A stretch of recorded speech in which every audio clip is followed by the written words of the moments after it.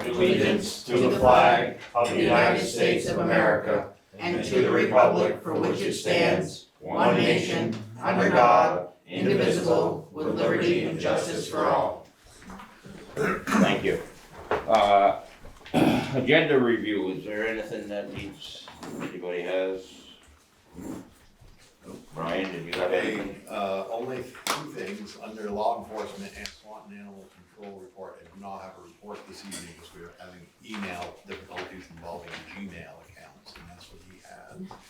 And Have you heard anything bad or? From no. the health control? Okay. And the other thing, under new business, I've got C, name new road at St. Pierre development. There's actually another development going in the same general area off Route 207, so we're gonna be naming two roads. Two roads. But one belongs to Stoddard, this one is St. Pierre. Okay. And that's all I have. Yep. All right, then we, on the law enforcement, we have no Swanton Animal Control report. Right. So we can move on to expenditures then. I just wanna make it sure we know it reflects that the special select board meeting is Tuesday, September 26th, not the 28th. That was. Under Yeah. upcoming events, Oh, right, 26. it's the 26th, not the 28th. Mr. Chairman, we're gonna do the minutes of the previous meeting. What's that? We're gonna do the minutes of the previous Oh, that's meeting. right, we gotta do the minutes.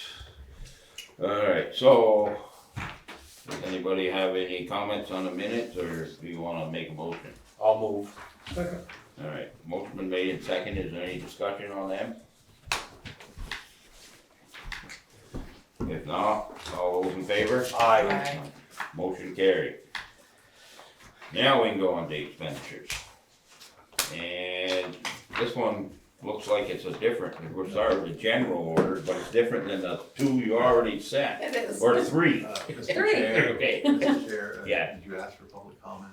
Oh, is there any public comment that, on something that's not on the agenda? Okay. General So order. what the change was I didn't click the manual direct pays, so you got just the checks. So anything like the 941 taxes or the dental or didn't appear on that report, but now it does. Now appear. everything's on. Everything's on there. Good job, Kathy. No wonder.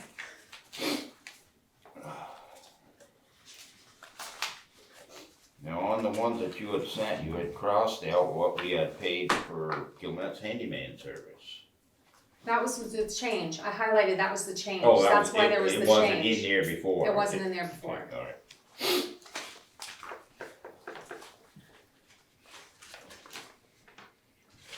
That was the only question I had on it. Anybody else got any comments on the general orders? I make a motion, Mr. Chair, that we accept the report of the general orders for from August 16th, 23 to September 19th, 23, in the amount of $117,052, $52.98. Second. All right, motion been made and seconded to approve the general orders. Any more discussion? No, all those in favor? Aye. Motion carried. Now we'll go to highways. We also increase that one too.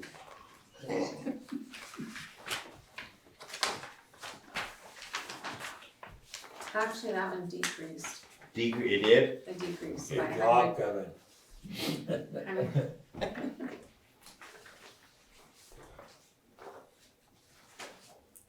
Now, I assume the regional planning, does that have anything that has to do with the sidewalks? Yes, And that is the final bill?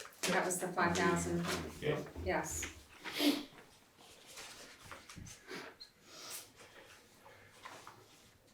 Oh, I got a question, Kevin. How come you didn't have them straight, Lakewood Drive? Drive. The budget, Didn't allow. well, yeah, we won't have enough to do the whole thing, so, Now, what did we have in the budget for well, Wow. 12? yeah, Mhm. we spent a little over half.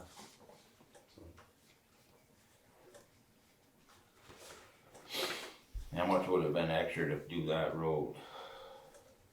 I'm not sure, it's a little over a mile or two. How long is Campbell's Bay, cause I could look at that once.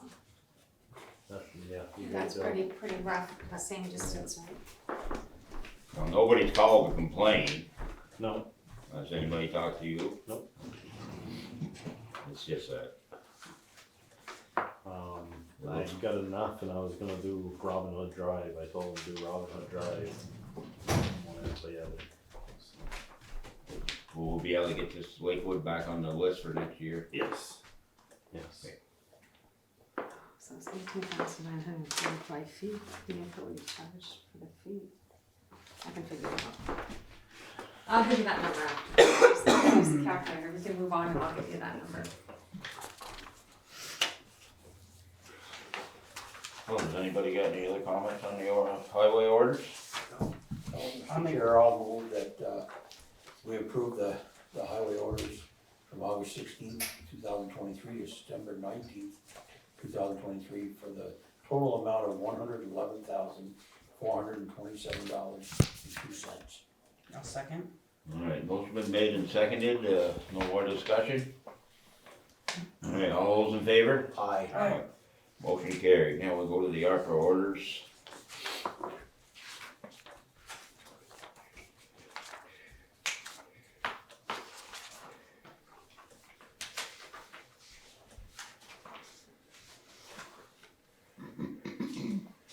Now, on the payments for the trailhead, that's just part of what we, As you previously approved. yeah. Yes. And is any of this got anything to do with that archaeological stuff that was done? No, No, that'll come in separate, yeah.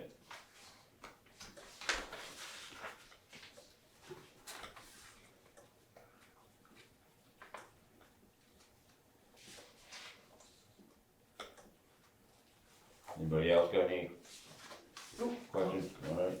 You want a motion, Mr. Yes. Chair?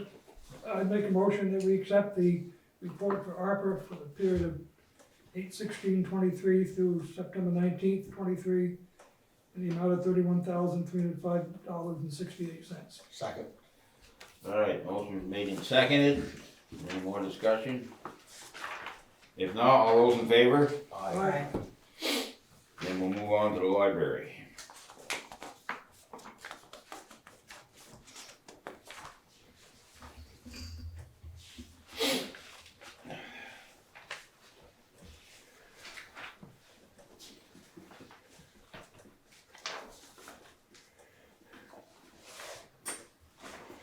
Anybody got any questions on that? No, I'm assuming that all the painting work is all paid for now, cause we made a down payment and then yes, that's correct. everything's clear. I'll make a motion to accept the library orders for August 16th, 2023 to September 19th, 2023 in the amount of $9,783.60. Second. Alright, Aye. motion, did you have a question, Steve? I just say aye, Oh, I ain't called for the vote yet. I know. Alright, if there's any more discussion, then, all those in favor? Aye.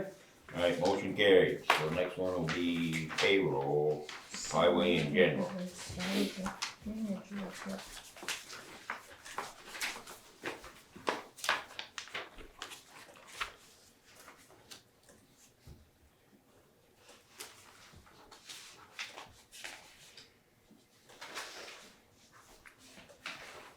All the boys happy, Kevin?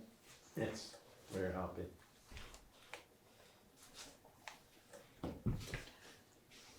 Mr. Chair, I move that, we approve the orders of the highway general payroll from August 16th, 2023 to September 19th, 2023 for the amount of $39,358.54. I'll second. Alright, motion's been made and seconded to approve the payroll orders, any more discussion? If not, all those in favor? Aye. Motion carried, and the final one is the library payroll. And I'll make a motion to accept the library payroll orders for August 16th, 2023 to September 19th, 2023 in the amount of $8,759.33. I'll second. Alright, motion been made and seconded to approve the payroll orders for the library. Any discussion? If not, all those in favor? Aye. Aye. Okay, we got the orders done. Let's see if he has questions. Oh, somebody has a question? Sandy has a question. I'm just wondering, have they started the work on the drainage problem yet in the library? Yeah, we did some outside work, but we are gonna be discussing the inside work here tonight. We have 2 bids, right? That's right. Thank you. We did some outside work, now we gotta get the inside done. Kevin, you got anything you wanna report to us? We're, getting the sand pile up, shed's about 3/4 full. What about salt? Salt, haven't contacted Barrett yet, let's see, well, we still got enough salt to finish putting our. So you didn't have to get any more salt? Not yet, Not yet. so, What kind of price this year is it?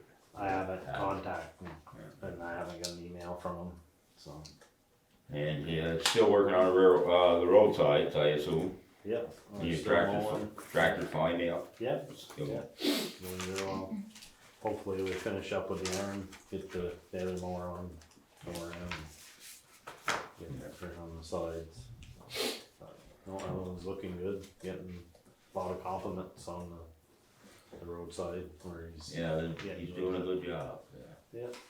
I mean, it's gonna make it a lot safer, the vision's a lot better on them roads where he clipped it back a little bit, especially where the trees, that brush was. That brush sticking out. Big improvement in the vision.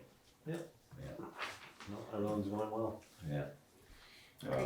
So you're getting ready for winter, what? To answer your, if Lakewood Drive is about the same distance as Campbell's Bay Road, you said it is pretty, I think it's about almost close. so to be, Campbell's Bay cost $1,894.50 to straighten. Excuse me, you can't get no discount if he's a little crooked? Take a ride on Route 7. I know, I see the same one too. There's just a couple little off ones here and there. Yeah. You're on camera, Earl. I know, but, you know, if I saw the guy, I'd ask him for a discount. But he did, overall, he's doing a pretty good job. Very, very good job.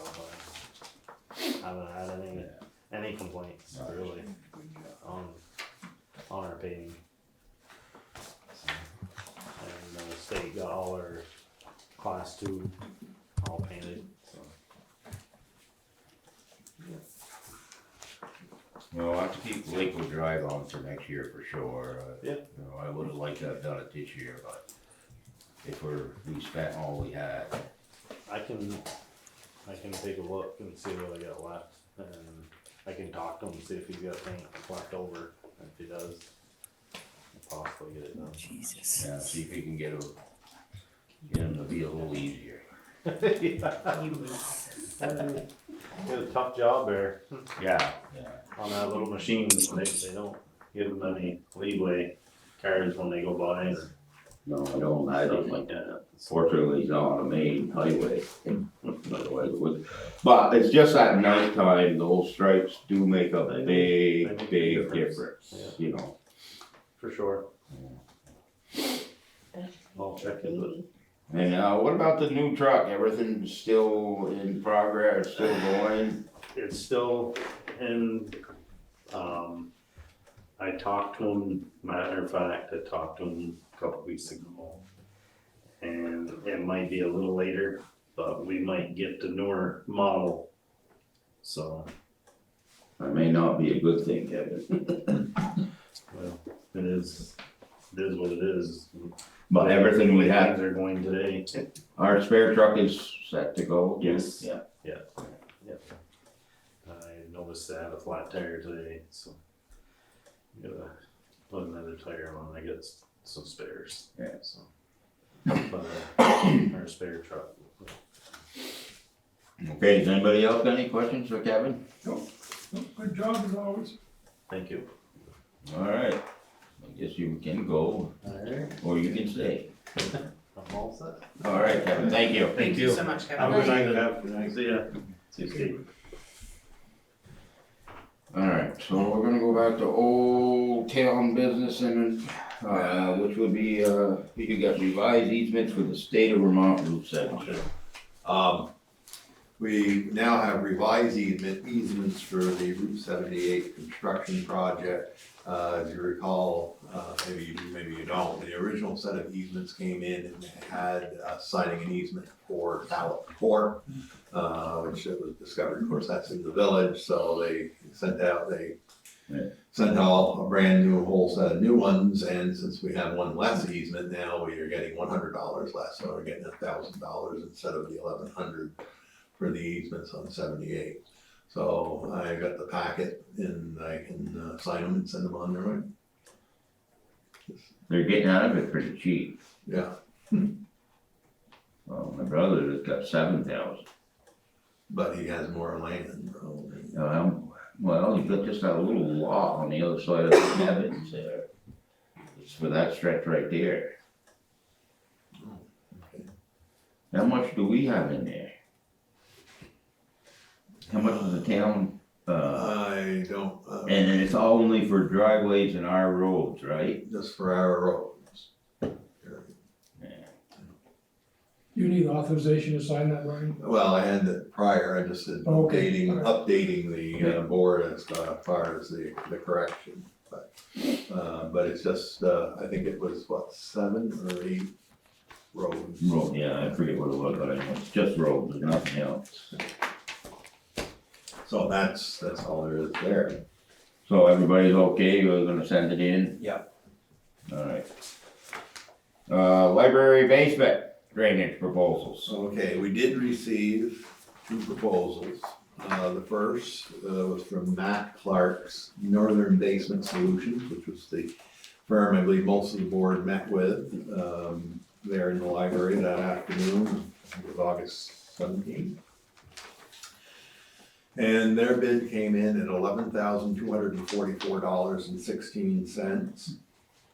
That does not include the dehumidifier system, which would have been approximately another $2,500 onto that. I think the consensus was at that time was that since we just put in a new HVAC system, that probably wouldn't be needed. I mean, he read the relative humidity in the room the day we were there, it was 51%. And then we did finally receive the proposal from Twin State, and that came in at $17,540. So there is a considerable difference in the 2 bids. And it's the same, he was gonna put, both of them are putting pumps in, some pumps. Right, and they were going to both use a jackhammer. They said that they use it very slightly and just they're able to chip away the concrete easier than if we were using a saw. Yep. They've never encountered any damage to any structure or other foundations that they have done with buildings that are just as old, if not older. They will be looking at, they can do this all winter if we have to, but they understand we want to get it done, so they're probably about 4 to 6 weeks out, and they'll be in there and taking care of it. My plan is once we sign this, whichever one we go with, would be to get a meeting together and then get all the players and we'll just get a schedule as to what's gonna take place and then move the items that are there away from the walls. They're both in agreement with that. and just move it away from the wall and have that space to work in the wall. And go from there. I do wanna check with the village. It occurred to me that, the addition to the library was put in, I believe, in either 98 or 99. That was after the storm sewers were put in, so, and that's not having a problem, so I'm not sure where, if there's drainage going into those storm sewers there, so I'm gonna check with Dean at the village and see if they got as-built prints there, and maybe we can just run a line. Yeah. So that's what we got. Can I see the northern basement? The northern basement? Second. Thank you. Looking at this Twin State one, he's talking about cutting, 3 feet or of the, to ensure the wall floor joint is accessible. You could cut 2x4 wood and sheet rock 1 foot above concrete floor. Yeah, he would be cutting Now, above, the other one wasn't cut. whether he was just gonna cut into the concrete, that's footing. Thank you, Brian. Yeah. Well, Mr. Chair, I'd like to move that we award that contract to Northern Basements for the amount of $11,244.66. Okay. Second that. I got a motion on the floor and seconded, any more discussion? I have a couple questions, but, I also have some questions. okay, well, go ahead. Fire away. Well, I mean, it looks like I wanna be sure that we're really fixing the problem and making sure all the moisture's gone, and I do have concerns about water damage coming up onto the walls because the sheetrock and everything has been sitting in that wet, so that would be addressed with the Twin States, and it doesn't look like it is addressed with the Northern State basements. It also looks like the warranty for the sump pump and the dehumidifier, which Twin State would install, is better or longer, not necessarily better, but longer than the warranty offered by the Northern Basement Systems, and I think that's also important as we seem to have had issues with pumps and other things in that building before, so making sure we have a good warranty for work and parts installed is something that I'm concerned about. Okay, that brings up the question before we move on, they're installed, this proposal that they sent us, this Twin State, that includes the dehumidifier. Yes. Yeah.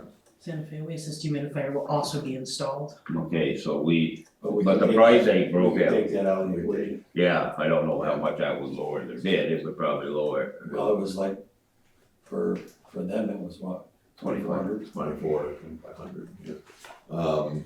Yeah, well, he put that in, that never came up in the conversation when I met with him on that. Yeah. I just assumed that that's normally probably what they do. But the one thing it does say here though, that they are not gonna be responsible for replacing anything that's, sheetrock or 2x4s that are taken out, so. Either way, I think it's something that we need to Well- look at more and assess as well, cause if there's wet or mold or rot of any kind, well, we've got everything open, we should be looking to make sure that we've got all of the problem instead of putting in, a remedy to fix it and not addressing this, the walls and other things that might have water damage to them. But that would be a separate cost. To replace, but it Either one looks, would go, you're right, but it looks like right. here, they're gonna discard the wooden sheetrock that they cut out to access, and then we would have to pay to repair. On the other one, There is not, there is no talk Yeah, of, because they're not going, they're doing it. they're doing just this back. it says that we're gonna remove those finished walls, remove cabinets, remove carpet, so, we're gonna have to, there's still gonna be more in accepting this bid for us to do, where the Twin State will do more, I think, of the job. Does it say that we have to remove the wall or just the carpet? Says finished wall, cabinets, carpets. provide necessary power to operate equipment, cut walls 32 inches high and So they are gonna expect us to remove the finished wall. So either way, somebody's gonna do it.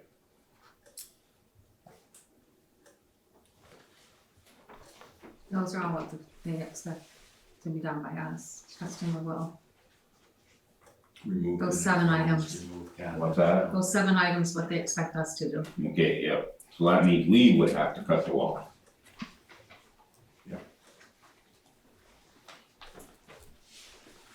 32 inches high instead of 4 inches lower. Well, they're gonna cut theirs about the same.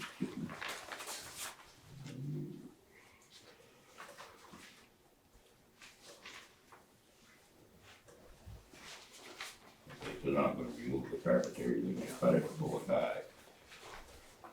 Well, it looks like we got some other work to do here. I bet you got $4,000 to do it with, Earl. Yeah, I know, that's what it looks like right now, but even on Twin States bid, all they're gonna do, they're gonna cut the stuff up and disregard it, we're still gonna have to replace it. The carpet, they're gonna remove it 3 feet back, they're not taking the carpet out of the building. Basically, Yeah, what they want us to do is provide the outlet and for sub pump and gravity backup. yeah, both the same on that, I believe, I think we gotta do it for both. Provide necessary power to operate equipment. Well, this has turned out to be more confusing than I was originally thinking. Should we have Christina put together a spreadsheet? These are all pretty good points. And Well, before we go into the spreadsheet, for one thing, maybe we need to look at this mold issue before we make any decisions. Not saying that there is or isn't, I but know, I think but it if needs to there be is, then- evaluated further. You brought up a very valid point, Nicole, Yeah. and I agree with Earl. I think, before we make a decision tonight, that we probably better, take some more steps and be reassured that this is gonna take care of our problem. Yeah, and if there is a mold issue, we gotta deal with that too. Yep. And if that's the case, then we're gonna have to contract probably with somebody else to do the demolition work. And they can go in and put their stuff and drainage in, then we gotta rebuild it. But they might be able to give us a better price on this if we have somebody else doing that kind of work. maybe, Now, I'm not sure if it would be, just a contractor or somebody that is a professional with water damage, like a service pro or something along that lines, cause I feel like that's something that they see flooded basements quite often, and while we're not flooded, we've had substantial water damage, so I feel, making sure that we've explored all options before we make a decision on Yeah. how we're going to correct the problem. That way we're making the best educated decision. who do you think we ought to get to inspect the mold? It's not Well- a simple project. I don't know, do you know, there Well- are people in the business that Well, expect Oh, one. yeah. Yeah, well, in fact, our new, Oh, I knew our this. new planning, our new listener, he does that. That's right, he does. And I would think if anybody's gonna treat it halfway decent, Well, he should. yes.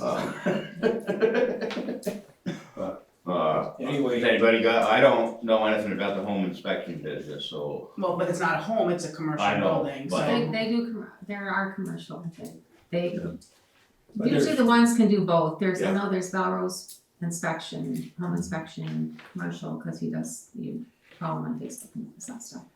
But you could just check to see what they actually do and make sure we get the right person, that's all. I wanna thank, Earl, if Kevin, didn't feel qualified to do that he could definitely put us in the right direction, somebody that could, Yeah, and, well, I guess the first step would probably be to contact Kevin anyways, yeah. talk to him, tell him what the situation is, get his opinion on it. Yeah. And then we'll go from there. Really gonna be tough I'm not comfortable making a decision on this tonight. No, I'm not either after what Yeah. Cole pointed out, it's very good, That might give Christina some time. We got a lot of variables here. Yeah. Both of these have their own strengths and weaknesses, but I'd like to have kind of a comparison right down through, and we get to the bottom line, we really know what we're getting. And then, if we have to repair the wall, that's gonna be an expense that we're gonna incur. I don't know if that's an expensive proposition, but that would be. Well, that's what, I mean, to be fair to the Twin State, if you wanna call them and say, hey, look, we may have to do this all tearing out ourselves and we don't want the dehumidifier. That might drop their total project costs Right. as well. But we may not have to, if there isn't a mold issue there, then we don't have to do as much work. That's right.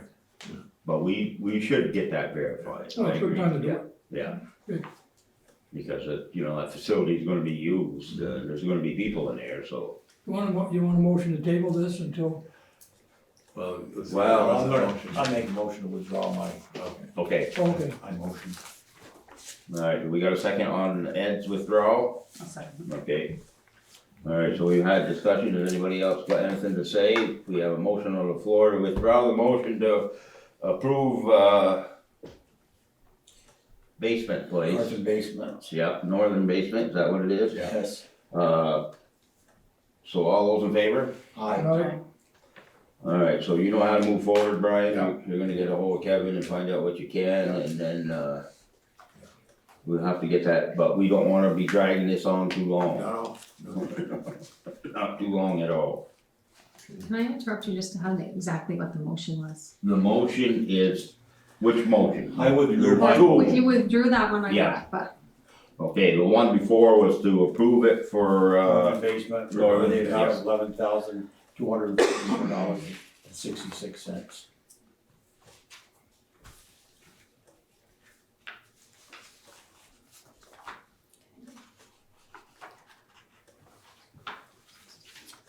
sorry, Sandy. okay, so No I need made to that be motion. sorry. Well, It's good to be thorough. we're, yes, it is, I think we need to definitely, glad Nicole brought that up, because, we need to make sure we don't have any other problems with the air quality down there that could have been caused, cause water's been leaking down there for a lot of years. You know, wow. And it just, for people protection, for the artifacts that are there, for the building itself, I just think it needs to be further investigated to make sure that we are 100% doing the right thing and doing it the right way. Good catch, Nicole. Okay, The first one was Ed, Yeah. and then seconded by Steve, Yeah. and we had discussion. Then Ed Their motion. Motion to Yes. remove his motion, Yeah. and then I seconded that, we all agreed. And then the motion to approve Northern, It was seconded by Steve. thank you. Okay, got it, okay, thank you. alright. We'll have to wait, and hopefully we'll have something by next meeting. well, the minutes gonna reflect that we didn't take any action. That's right. Okay. Final public hearing on the town plan by the Northern Regional Planning Commission. This is on the agenda because somebody from Swanton needs to be there. And Ed just left. I don't know if he plans on being there, but Nicole is our representative. I guess there's a Zoom meeting and then they're gonna final approve it at their regular meeting, is that, do I have that correct? There's two meetings. There's here. two meetings. Monday the 25th and Wednesday the 27th. There will be a hearing on Monday the 25th, and then their meeting, where they would actually take actions on Wednesday the 27th. That's a board meeting. The one on the 25th, is that by Zoom only? I believe it.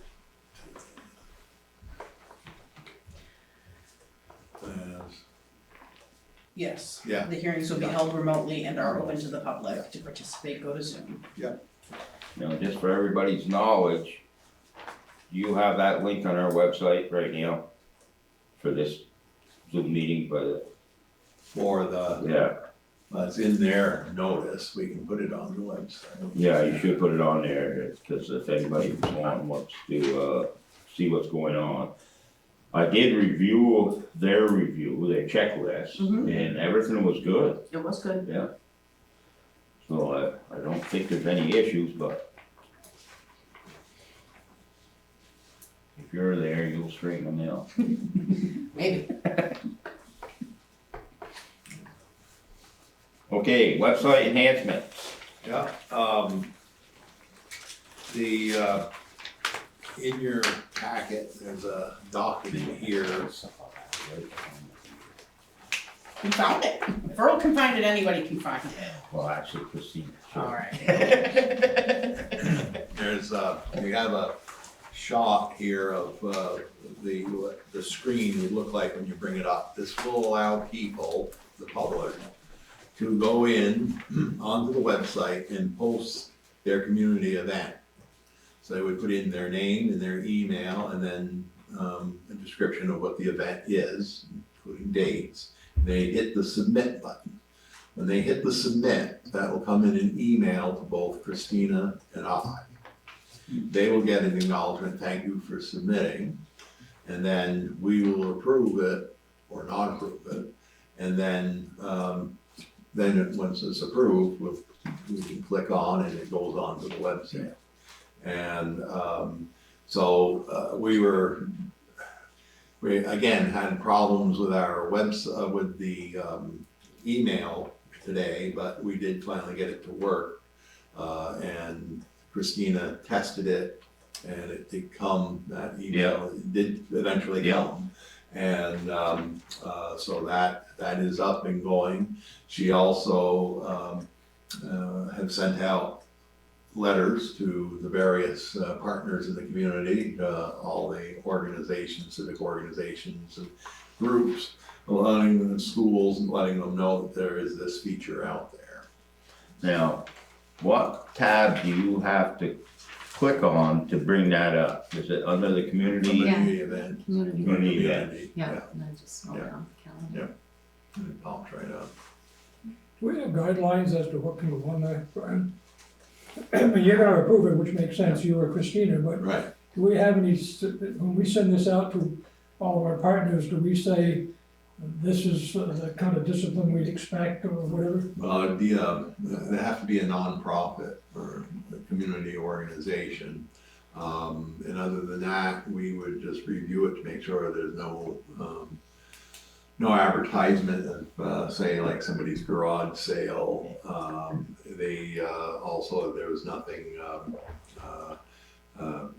as far as, anything that would be off color, so to speak. Very similar to what we do with the sign in the park. We have yet to refuse anybody. So we just, let, most people will know what the standard would be. So you can refer, I mean, I trust your judgment, and I'm sure we probably won't have any trouble till the first one gets us trouble. Could you somehow make reference to what the guidelines are for the thing in the park? Sure. Just so that they know that there's some Right. regimen that goes in there, Yeah. That it's, so nobody abuses it, It's- so. short to the point. Yeah. It's, as I said, for nonprofit, school organizations, community goes, church functions. It would not be for anything that's personal, such as garage sales. And then obviously, if there's improper language being used, we can allow that, so. Well, we're making some progress with this website, we're getting things going, there's be more things that are gonna come up, but, we'll just keep working on it, I mean, if you look, there's a lot of really great things already on there. Well, I see when Christina brought that up today, Nicole, that now all of a sudden there is stuff on that calendar. Right. So that is a big step forward. So I've been sharing with our partners, we discussed it at the Swanton Enhancement Project meeting, I've discussed it with every community group that I've met with since our last meeting.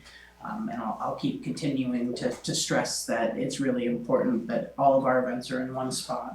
Now, are they I know when you first started discussing this, we didn't have some of this stuff set up. Are they aware that we have this set up now? Everybody I talked to so far. Cause that sounds like a simple way of doing it. It wouldn't create a lot of extra work for any organization. They'd already have it on their computer, and then they could just send it, click on that link and send it to Brian. Right. Don't even have to work. And I think we need to maybe advertise that site a little more too, you know, that it's there.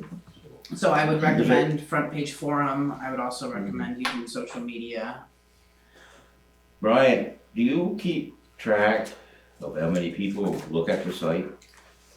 We don't have a counter on it. You don't have one.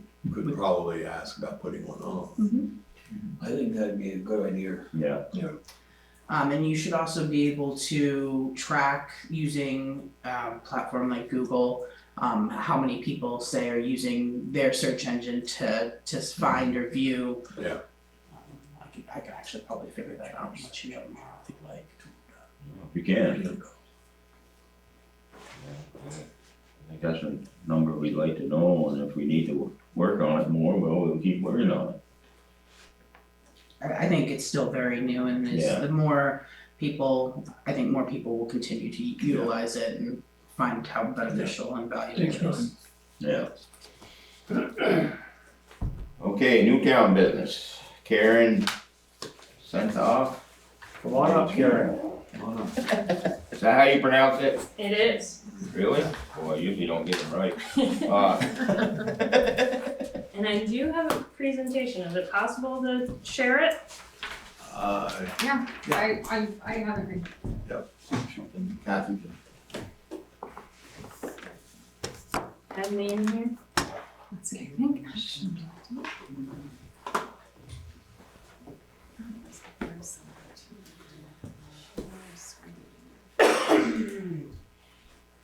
Have you done this before? I'm terrible at this.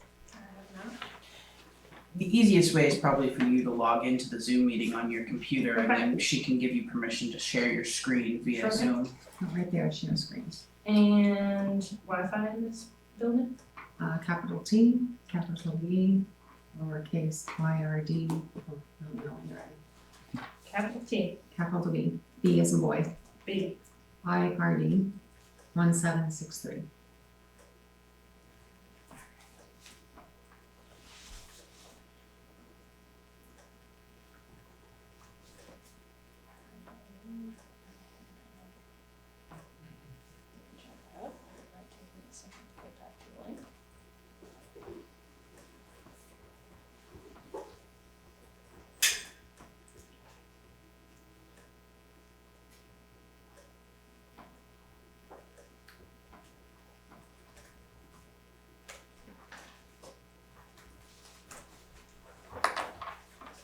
It's trying, but it's not working.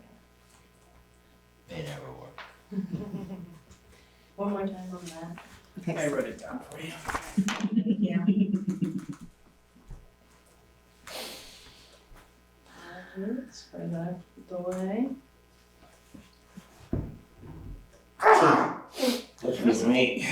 Oh.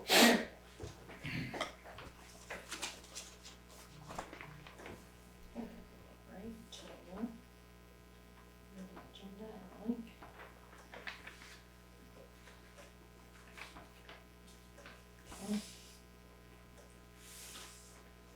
Technology is so fun.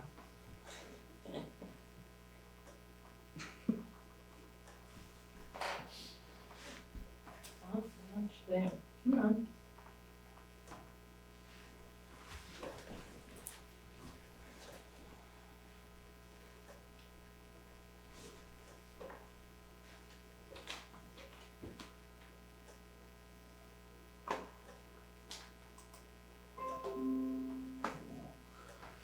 I heard that so. Sounded promising.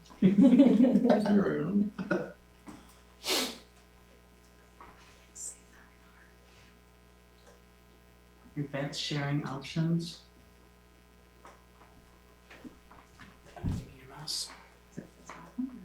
That's advanced sharing options, multiple participations, or one participation. One can share at a time, and then you can, there should be three dots in the corner of Karen's name where you can allow her to host up in the top right Oops. corner. Make host. Here, sign it? Yep. Just before she signs off, you have to make sure that you switch the host back to us. Alright. And you should be able to share.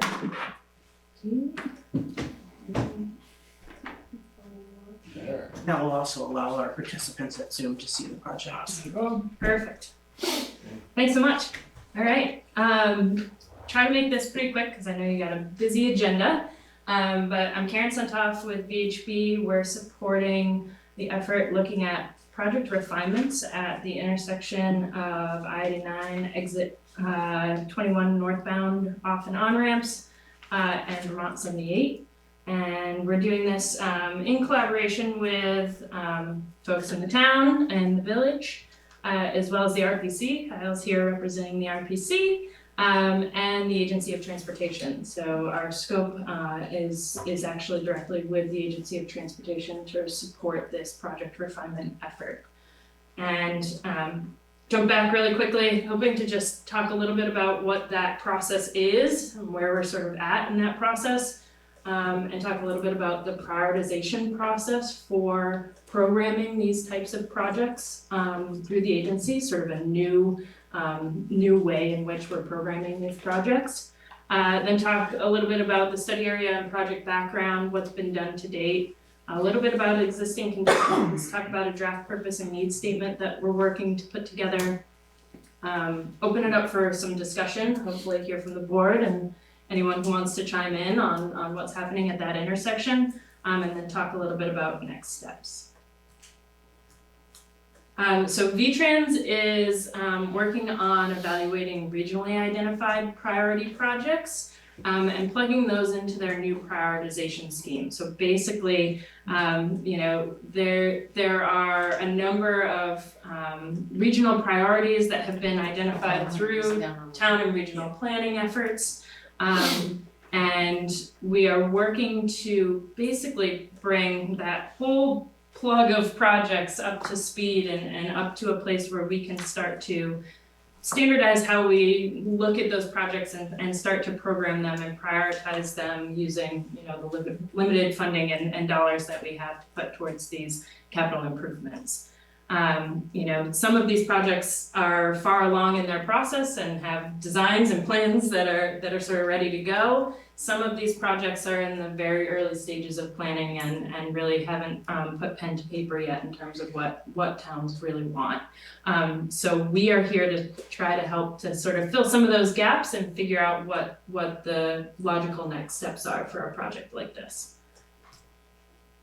And this is just looking at, the prioritization process as a whole. The agency is programming projects based on, asset management approaches to the infrastructure. And then, these regionally driven projects are sort of another way of plugging into the capital program.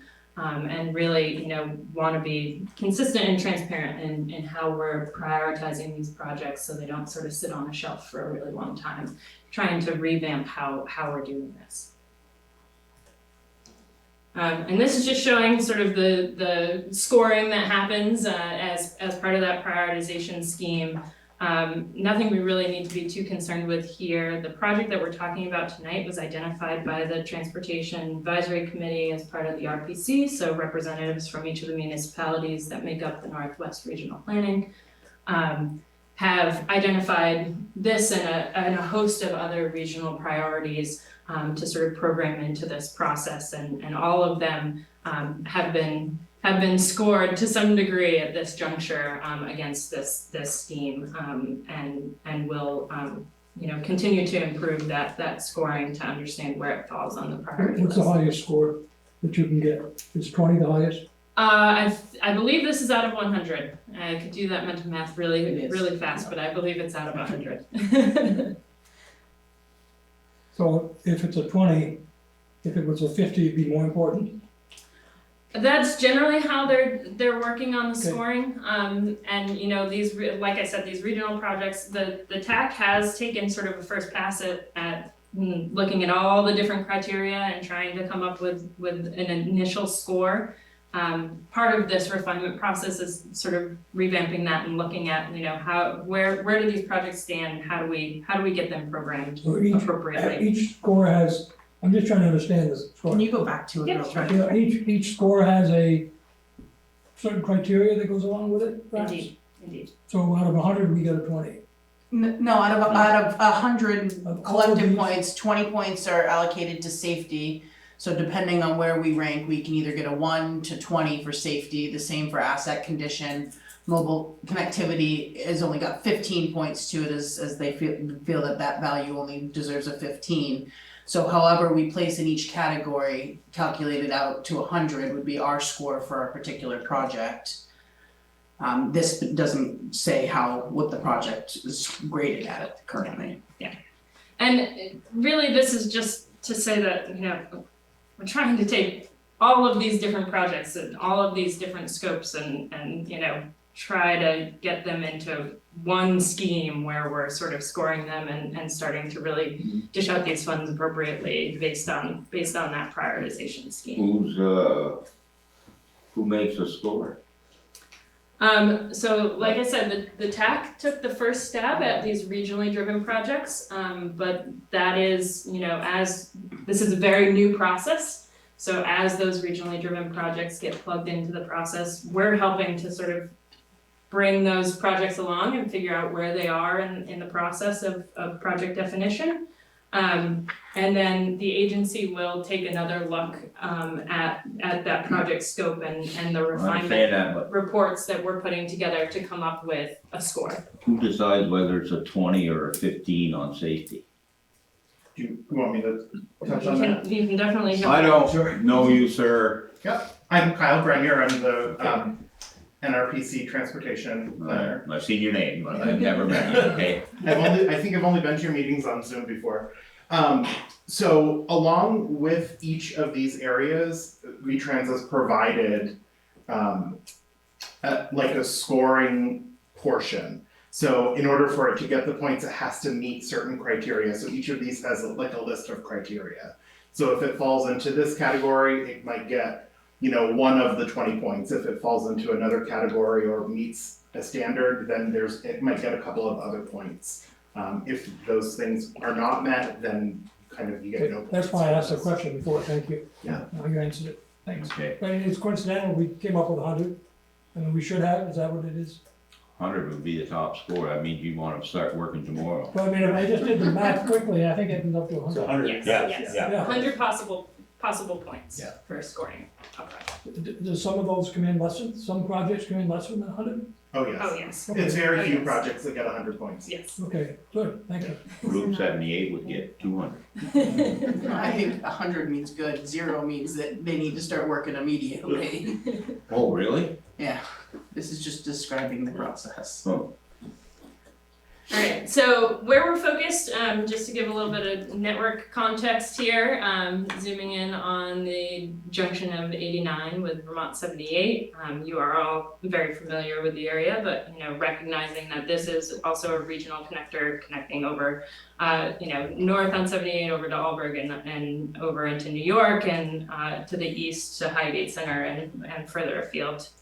So definitely an important junction. Both regionally and locally, zooming in on the intersection, the reason, our understanding, the reason that this project, you know, was plugged in as a regional priority, is really because of some of the queuing and spillback issues that have occurred, onto the main line of the interstate. So, you know, folks queuing up, and you can actually see in this aerial image, there's, you know, 7 or 8 vehicles queued up, coming down the off ramp there, and causing, you know, could cause, you know, some spillback onto the interstate. So definitely a priority concern, from a safety perspective, but really want to, you know, talk to you all about your experience with it and sort of what we should be bringing forward and from your understanding of Welcome, this intersection. So in terms of project identification, at this intersection, like I said, identified by the issues of queuing that have been observed. There was no prior scoping done on this intersection. There have been a couple of studies on my next slide. I'll point to some of those. But recognizing there have been strides towards pedestrian improvements at this junction. Through both sidewalk scoping and then some preliminary design plans that have been shared with us for sidewalk on the north side of this intersection.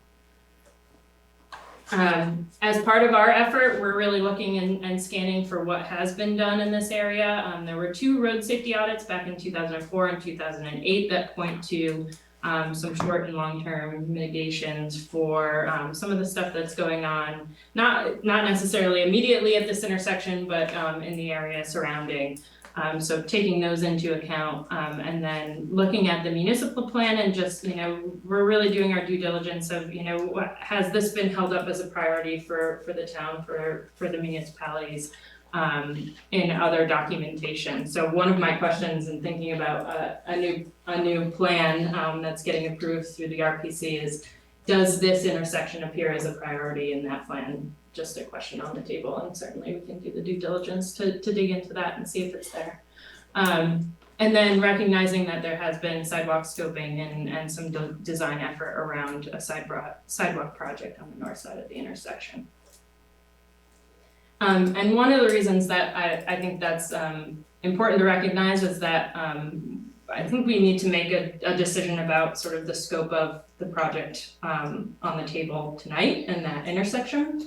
Whether or not, pedestrians and bicyclists and sort of other modes of transportation need to be part and parcel of this purpose and needs statement. So something to just keep in mind as we think about this. Looking at the existing conditions again, queuing issues, spillback is what we've heard, and we have done some initial preliminary analysis to look at what that looks like from a traffic analysis standpoint. So I have a slide on that later, but I want to open up the discussion in a couple of minutes here just to understand what folks' experiences are with the intersection and what we should be thinking about that we haven't sort of turned over yet as part of our due diligence. Looking at the crash data, there were 6 crashes in the last 5 years at the intersection itself, not including sort of the surrounding areas, with 2 injury crashes.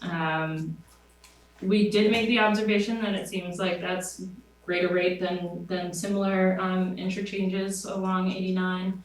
And it is categorized as a primary risk for left turn crashes at a minor stop controlled intersection based on some work that V-Trans has been doing at looking at risk mapping across the state. And like I said, we did some preliminary analysis looking at the traffic at the intersection. The last count, unfortunately, was back in 2016, so we don't have updated turning movement counts to go off of, but we have adjusted those data to current 2023 numbers, and then a projection out 20 years based on what V-Trans sort of tells us is sort of the growth projection. And if we look at that, 2 important things to sort of bring to the fore here. The level of service at the intersection overall. We're seeing, B or C in the AM peak hour, and E or F in the PM peak hour. And that queue in the PM peak hour is really what we're focused on. So once we get, a longer queue that's queuing up that ramp, not enough deceleration length for folks that are coming off of the interstate at a high rate of speed. What are the, like, B, C, E, F mean? What does that stand for? So our level of service criteria is based on delay. So those are different letter grades essentially that are assigned to different levels of delay at a stop controlled intersection. So an F at 323 feet, is that failure? That what it means? Not necessarily, but it means that it's a pretty significant delay. I'm trying to remember now off the top of my head. I think stop controlled intersections, it might be 80 or more seconds of delay. And that's there, so Thank you.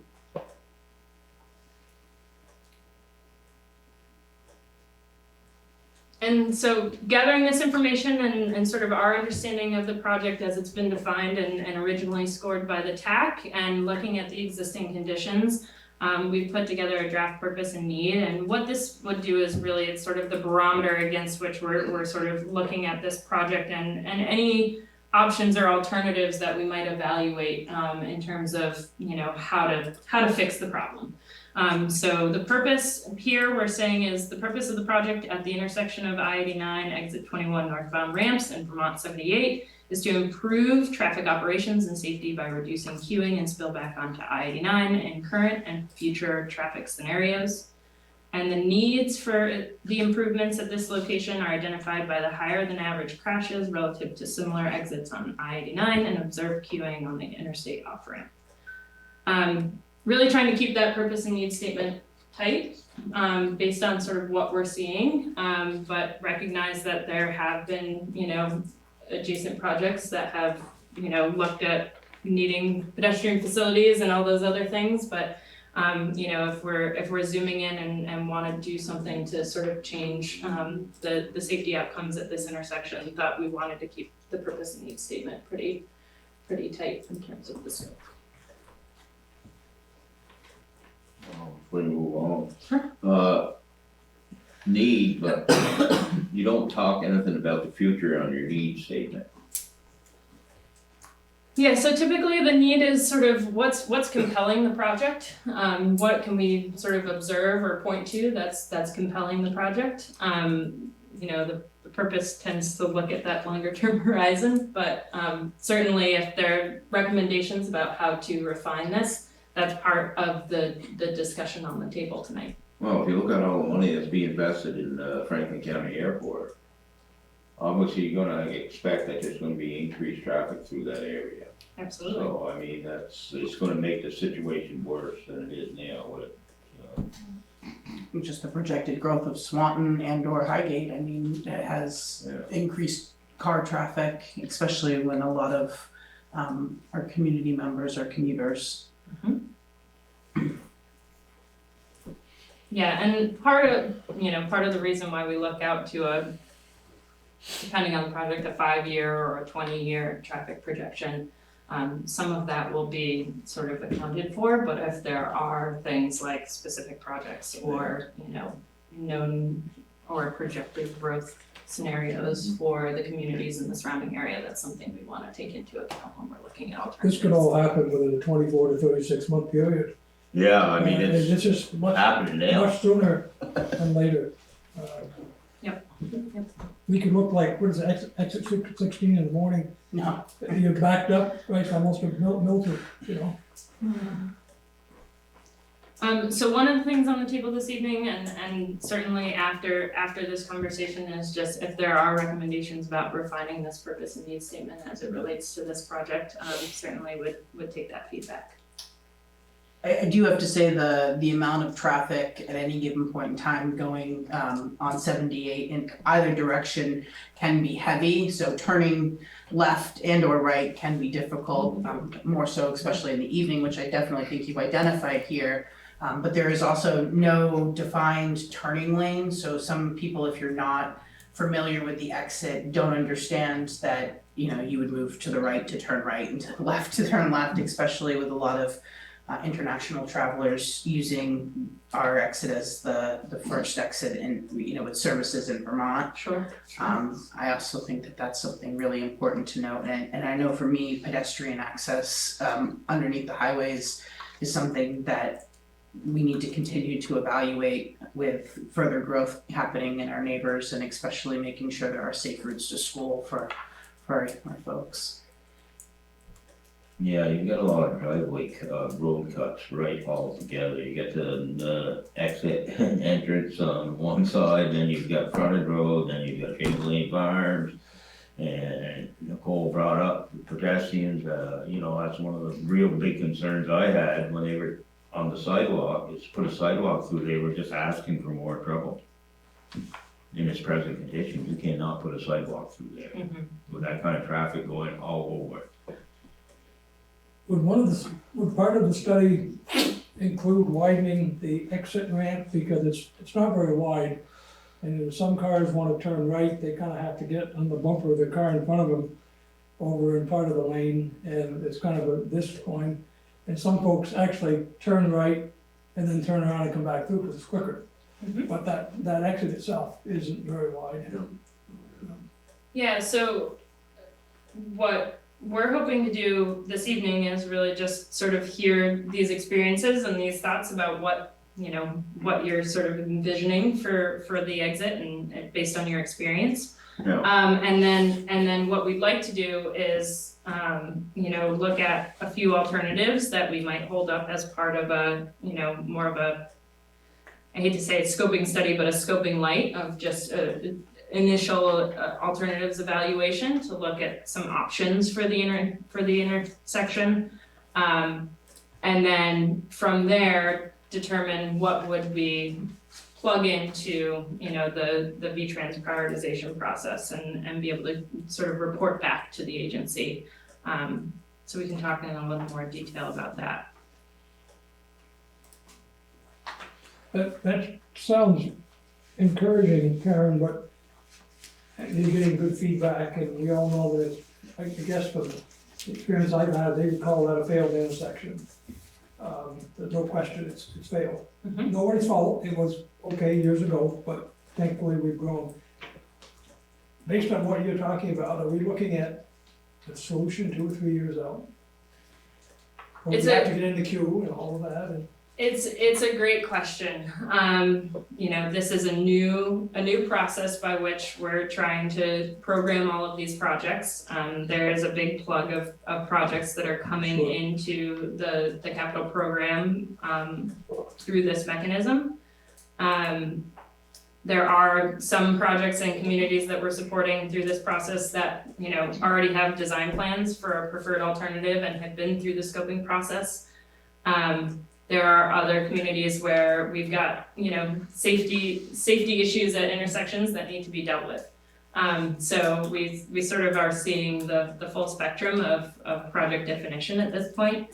I know that every project that's going through this refinement process right now does have a project number and is being programmed for, you know, preliminary engineering dollars coming out of this process, whether that's in, you know, this year's capital budget, next year's capital budget, or the next year out, I'm not sure, and that's sort of what we're trying to gauge with this refinement process. So so. I wish I had the crystal ball and could tell you exactly, but If it could be 24 months out or 36 months, or depending on how we fit in with all the gazillion other projects around the state. yes. Okay. But I think the goal is to be programming these projects at least for, you know, those engineering dollars to start, you know, Okay, all right, thanks. either the scoping or the design or, you know, the construction process, depending on where these projects fall in sort of their process.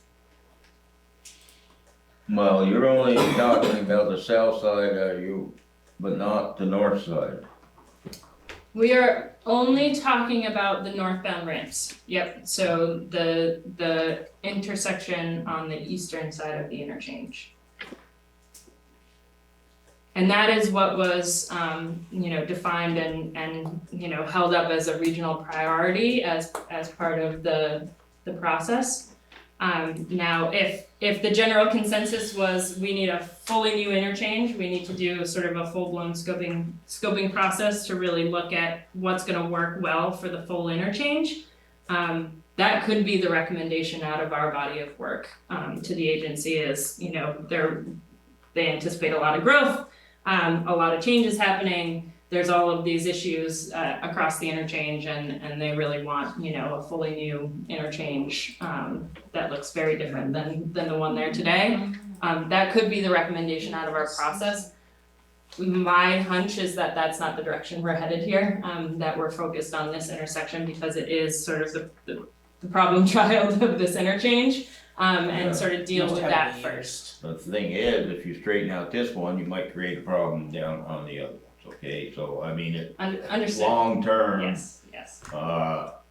you know, especially if we're gonna put pedestrians through there, you're gonna have to come up with a plan for both sides of the interstate. And now, I don't know what you've done for scoping, the scoping study's already been done? No. So you would, you were gonna decide what kind of scoping study you're gonna do, what it's gonna concentrate on? Okay. Yep, and generally out of this process for projects that are sort of at this juncture, generally out of this project, our recommendation back to the agency is that we need to program some dollars to do a scoping study and a full-blown, alternatives analysis with local concerns and sort of a public process to determine what the right solution is. Hard to believe, but we have a problem with gridlock here. When one of our local industries gets out around, I think it's 2:30 they get out. Yeah. When school gets out. Yeah. We have a long line over here at First and Grand Avenue. Then we have one that backs right up into the village square when they're trying to go across the bridge and then over towards 78 West. And then we have the one up there. So we have three major gridlocks. It's nice because that's prosperity, I guess, or it's prosperous, but it's pretty serious. And I've seen many times when the cars are backed up right up onto the interstate. Yeah. Mhm. From Many, the light many, to the many. interstate And that's and becoming, beyond. a commonplace now. Mhm. And so the people are coming down, they whoop, shall I go this way? And people are jamming on their brakes. So far, I don't believe anybody's been rear-ended up there, but, So I know. I know over the history of this area, there's been some fatal accidents Yes. that you probably didn't pick up on yours. Well, yeah, we looked at a Right. 5-year time horizon, Yeah, but we yeah, I can would certainly think dig so. further back. Yeah. I mean, the geometry at this Yeah. intersection hasn't changed No, it tremendously Right, over the the only thing history. that's changed is the volume. Yeah. The use of it, there's so more use now than there was in the past, and you're building everything to use it more. Yeah. They're putting millions in the airport, the new highway up in Canada, you're aiming everything right here. Sure, sure. So realistically, unless you're looking at both sides of the interstate, you're not gonna do a very good job. Yep, and I mean, that's a sort of determination for the board and the community to help us make is, does our recommendation need to be broader than just this intersection, coming out of this process? Certainly, we would evaluate this intersection with the context that's surrounding, just to make sure that we weren't sort of causing an upstream or downstream Yeah. issue that we didn't wanna have happen. We would do that due diligence, but we, wanna make sure that the recommendation of our process is the correct one for the community. Earl's raised a good point with Highway 35 opening, they're expecting 30% of the truck traffic would be going that way. Yep. And most truckers, the first stop they're gonna make in the States is to get fuel. Yeah. So they'd be coming down that. They'll be coming down on the north, yeah, right, southbound. So Yeah. they're gonna be, causing some. And that is kind of an issue there too, now that you bring that up, because I've seen this before, if a big truck comes off coming on the southbound lane, and it wants to turn left, yeah, it's left, and then there's another vehicle on the other side that wants to turn right, you don't see that Can't see vehicle. Sure. You do not see that vehicle. Yeah, I would say there is some visibility concerns, especially if the side of the road hasn't Yeah. been maintained well either. Right. And or during the winter when there's snow.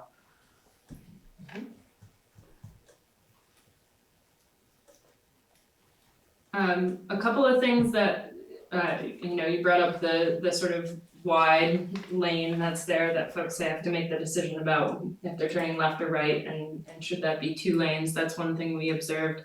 One of the road safety audits recommended, and I've actually observed folks using the hatched area on 78 to make the left onto frontage road. I know that's an activity that happens quite a bit. If that should be, one of the road safety audits recommended making that a raised median as a way to sort of prevent that. Maybe there needs to be a left turn pocket there, so things that we could be contemplating as sort of part of an alternatives evaluation or alternatives to consider in the next phase of this project. I think that's important, especially since the buses use frontage road to enter the school, and the children use the frontage road to exit the school, so during those peak hours, there's a lot more traffic on frontage road as well, which would affect that intersection.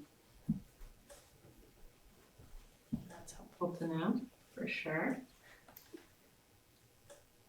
Other issues, thoughts at that intersection? I do have some just, perspective looks at the intersection, aerial looks at the intersection. Other thoughts about things that we should be aware of at the intersection that, we wanna make sure we include in part of our reporting? Do you get input from regional planning? I mean, they're studying our whole area, and we just put through which I think is a really good, master plan or zoning plan or whatever you call it. And it has a lot of information in it, and regional planning is looking it over and putting their input. I would think that would be an excellent resource for you to look at. They're here tonight, regional Yeah, I planning. realize that, yeah, I knew that.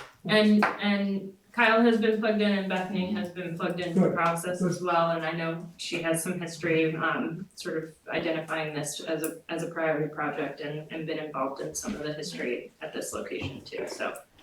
And Steve, you're referring to the new town plan? Yeah, That's, okay. Also, the regional plan has been shared with the select board.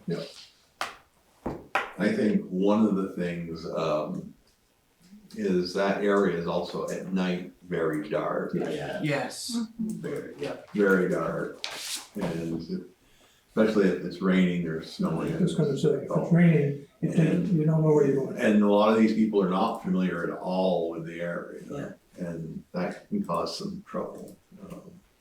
What does it take to get a streetlight at an intersection like that? That would be, to me, that's a given, and it's a high priority. Do we have to go through the state to put a streetlight up or something up there?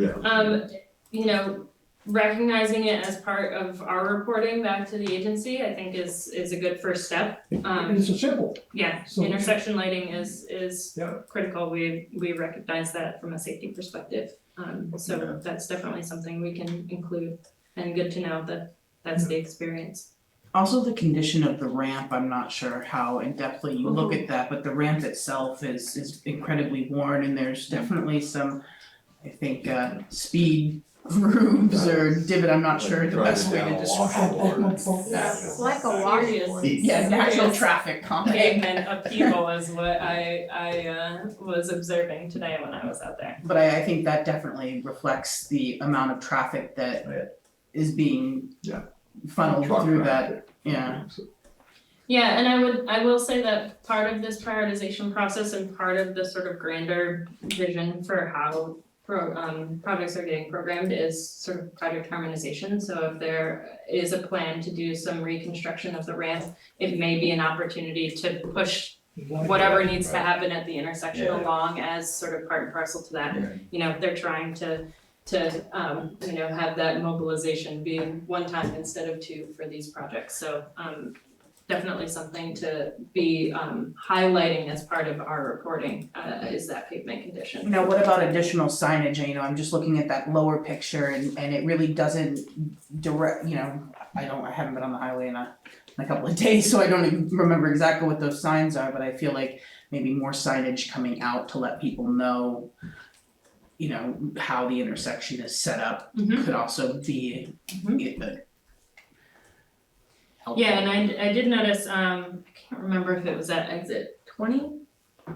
No, probably 17, where there are, additional signs letting folks know that, traffic may be stopped. I think there's a flashing, I think it's 17.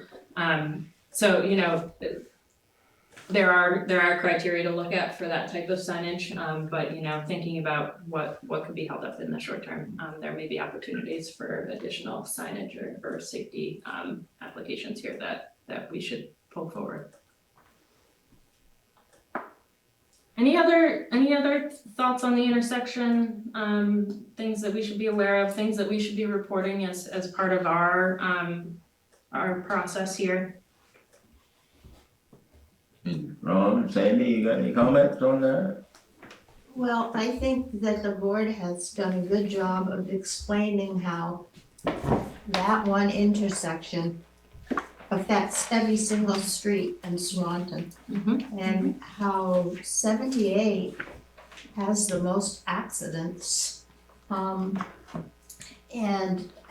how that is one of the main roads that feeds into that. And heaven forbid when there's an accident between 4 and 5 and the rescue has to go through that mess. It's amazing that we haven't had more fatalities in that area. And talking about that too, and I'm not necessarily sure that it's happening directly at this exit, but there's been a lot of folks going the wrong way on the highway in between 20 and 21. So I don't know if that's signage on 78 that's maybe they're missing, or if that's just user error. As chair of the Swanton Selectboard, I don't want you to take this the wrong way, okay? But I think the state has neglected some of these issues here in Franklin County for the benefit of Chittenden County because of the growth down there. But now we're getting this growth here, and we're getting more problems. This is one big problem right here in the village area, but we have this Bushy Road 207 intersection, which is it's just as dangerous, probably even more dangerous than this one. And you know, that's supposed to be a scoping study started on that, and there's gonna be future growth in that area too. So they need to realize how important this is. And I think, you know, 78 in itself, what it connects to over in New York, what it brings over here, and now with the addition of the new interstate in Canada, it's gonna be, and the airport now. We're adding the airport in here, and these are all good things. Yep. But you gotta deal with them. And they gotta realize that, you know, they're gonna have to invest money here. And again, this isn't meant as a criticism to you, but you explained the process, which tells me 3-4 years. Is there, within that process, something that can identify this as a number 10 out of 10 that really has to get some attention, so we go ahead of the class a little bit? Is that part of the process? I think the process that we're in is really to get to a point where we're sort of standardizing how we're looking at these things and make sure that that reporting gets back to the agency so that they can line up all these projects and make sure that if there are opportunities to, you know, put two projects together and make it happen, or you know, if they have a project in asset management that matches a regional priority, let's make that happen sooner rather than later. So I do think there are sort of opportunities to jump the line, if you will, but Yeah, that's right, okay, thanks. we gotta do the due diligence first. I wanna ask Kyle a question. How does this rank in the regional plan? How much emphasis has been put on this intersection in the transportation part? I don't know the answer to that. That word standardizing things makes me nervous. It's sort of like one size doesn't fit all. And this is definitely, as everyone has pointed out, we're at a crisis at this point right now. And I'll just add beta technology as well. I mean, we are growing maybe that's a good question. I think Franklin County is one of the counties now that's growing more than any other county in the state of Vermont.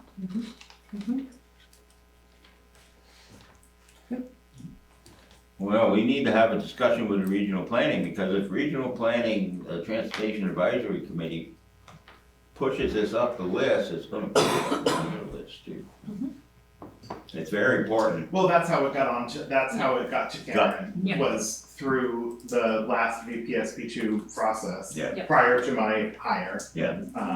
And that's why it's here in front of you folks now. Yep. So I think that there were 4 projects, that were chosen in our region. Okay, so it does have an effort, it does have regional emphasis. Yes. So Mr. Garrett, who is Yeah, our representative, a yeah. representative as well, is also on the tax, so maybe having some more conversation with him would be a good connection to what their at a regional level, maybe he would be able to answer some more of those things.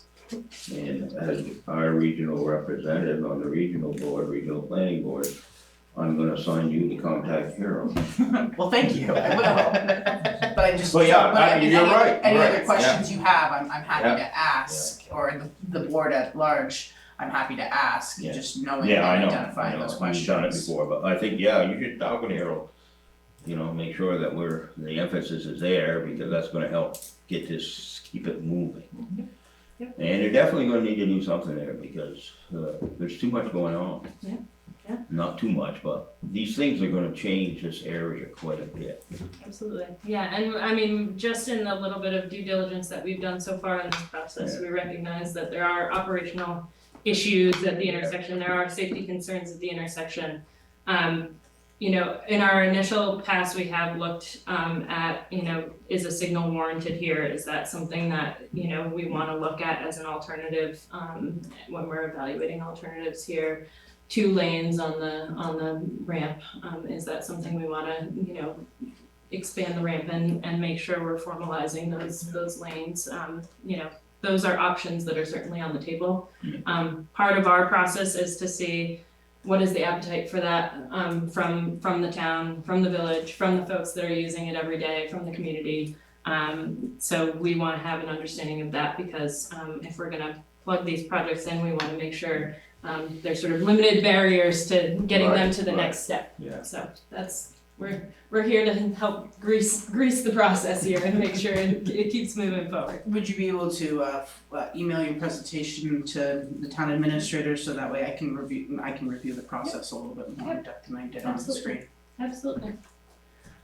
So really quickly, next steps, we would like to loop back around. So talked a little bit today about local concerns, understanding sort of what's happening at the intersection.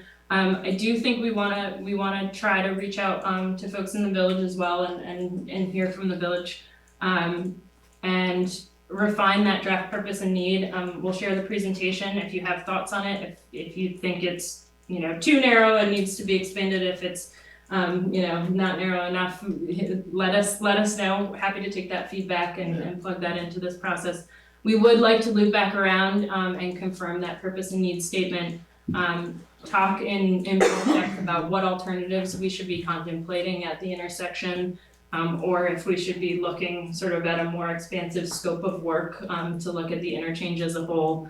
Talk about what those might look like in the evaluation. Work to identify any project constraints or challenges. I know that, you know, sort of things have stopped for the sidewalk project, just understanding how that sort of relates to this work and how we're sort of facilitating pedestrian access. I know it's an important route to school. So things like that we should be contemplating adjacent projects and that sort of thing. One other thing I'd like you to add onto your list is that's gonna increase some of the traffic there. Is there probably gonna be people like maybe from St. Albans or Georgia or could be driving up to Swanton to go to the LRVT trailhead. Lemuel Valley, Absolutely. or folks from Canada. Yeah, folks from Canada too, so you know, I mean, this is another thing that's happening that was done to benefit Vermont, not just Swanton. Yep. But, you know, there are ramifications. Absolutely. And if you go to the depot where the trail That- starts, Yeah. there are a lot of Canadian cars in there. Yeah. Even during the week. Even at the rec department during the week, there's a lot of extra people parking. Good Well, folks are using the trail, but you know, adds to the mix here for sure. So we want to be aware of those things. So if there are other things that come to mind, please let us know. We want to make sure that they end up in our reporting back to the agency. And then what we'll ultimately be looking for from the board and from the community is sort of an endorsement of how we proceed and what we're advancing forward. as part of this process. So we'll be looking for sort of a formal motion and a letter from the town sort of supporting the direction that we're headed with this process. And that would be after the next public meeting. Yes, exactly. And do you have a time frame on that next public meeting, or do you want us to set it? It's certainly up for discussion. We have not set a meeting yet. We talked a little bit about having a standalone meeting, to try to get some outreach and get folks. With the village Yes, trustees? yeah. Yeah, The yeah, yeah. next meeting you're anticipating is with the village to share what you shared with us.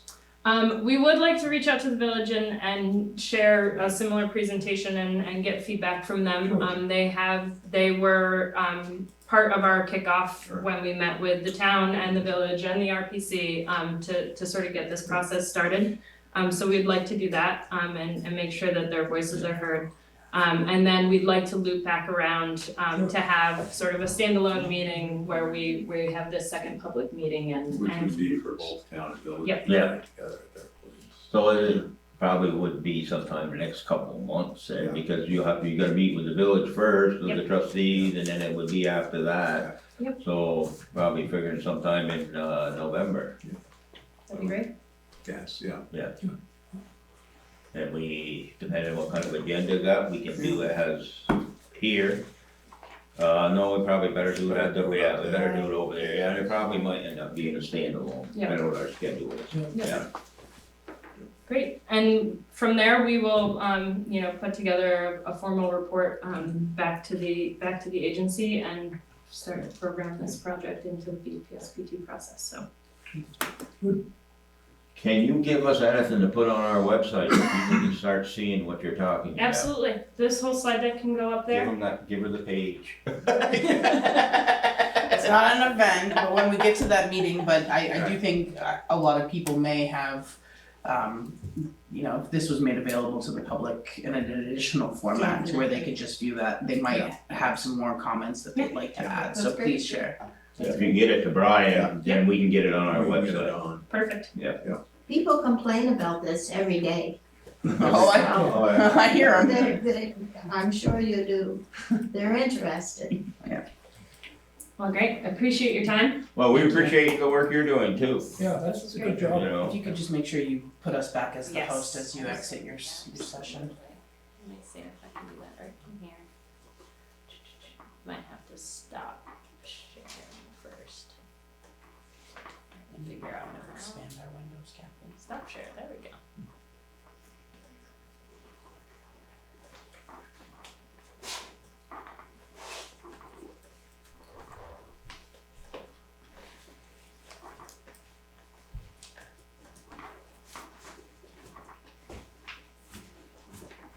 Is it telling you that you are now the host?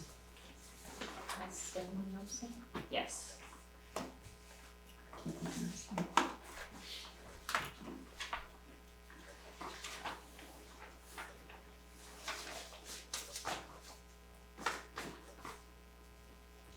Thank you very much. Thank you Thank so you. much, everyone. Thank you. Hey, Kyle, Thank you very much. nice to meet you. Nice to meet you too. Now I know who to call. Anytime. All right, we move on to authorization to apply for a zoning bylaw modernization grant application. I assume that's probably why, Ed came in, thought we might get No, those. I think, I'm not sure, I think was here for the, town plan, but I don't know. Okay. But anyways, with that, has been discussed previously, now that the town plan has been approved. And, we would like to now, update the zoning bylaws. And, there is a grant available for that, we've talked about that, and I need in reviewing the stuff and trying to get the grant application completed, I see I need a vote by this board authorizing, an application for that purpose of that grant. How much is it, Brian? You know? We're applying for 20,000. Now, we've already approved doing this. We've already approved the money to do this project, didn't we? Approve the money to do the project. Yeah, so to it do can the get update. started. Yeah. Right, but this is to apply for the grant, In anticipation of getting. in anticipation of getting that grant. Okay. If Because it's in motion right now, right? Yeah. Okay, alright. Because we do have state changes in the zoning for housing issues that we have to address Yes, almost in order, because we're required to do that, right? that's right, yeah. So we need a motion to approve the, Brian to do the application for it. I'll move. I'll second. Alright, the motion been made and seconded. I don't believe there's any discussion, so all those in favor? Aye. Alright, that motion carried. Now we gotta move on to name new road on St. Pierre Development. The. And that's off Thank you 207. very This much is for all, your time. Thank you. Thank you. Okay, first is the St. Pierre development, which is in the vicinity of 2321 Highgate Road. They provided three names as Brian, can you required. tell me where that is, 2123? Is that like by what store or? You know where, the guy used to sell patch, it's Hubbard bought it, Cross Place used to be, Oh, sure. Wayne Cross's farm, Across- it's there, across the road. Gotcha, thanks. So they had sent three names in, Ridgeway Drive, Fawn Lane, or Denver Road. The first one, Ridgeway Drive, we cannot do that, we already have Ridgeway Court and Ridgewood Court. So it's too similar, so that's not, so we go to their second choice of Fawn Lane. We have checked with the town of St. Albans and they do not have a Fawn Lane. Because keep in mind, this is gonna be a St. Albans mailing address, so we're gonna check both Swanton and St. Albans on Yeah. these. So Fawn Lane would be And that's- acceptable. You're talking about a deer, fawn, Fawn, yeah, yes, no, F-A-W-N. fawn to somebody, it's No. not deer, okay? Fawn. Well, you never know. I appreciate you. Well, you might wanna sell a place, it's a fawn place Yeah, to live. okay? Great marketing. Alright, and the other one was, Well, Denver? Denver Road. And they don't care which one we pick. Well, Fawn was their second choice. Oh, you have them ranked in their Yes. order, okay? They're listed here if you'd like to look at it, just to be sure. Alright, looks nice. Mr. Chair, I'll move that, we name it Fawn Lane. I'll second that. Alright, motion's been made and seconded. Do you wanna discuss it any further? Do you have any idea how many units they're talking about up there, Brian? Is it 5? Could there be more? Or just, That's a matter of Yeah, opinion. there, They got more field out back. there is, but, yeah. I'm just curious, I mean, are we starting out with a little fawn? It's gonna be a an elk or something, or? Maybe Fawn Lane will connect to Buck Making Drive. fun of me, hey, everybody's jumping in. Oh, I suppose anything is possible. So there's a land mass there that would incorporate larger development. In looking at it, I'd say yes. And that's probably the only piece of land on that road, I don't know how much more, I may be wrong, but most of the other land around there is in the land trust.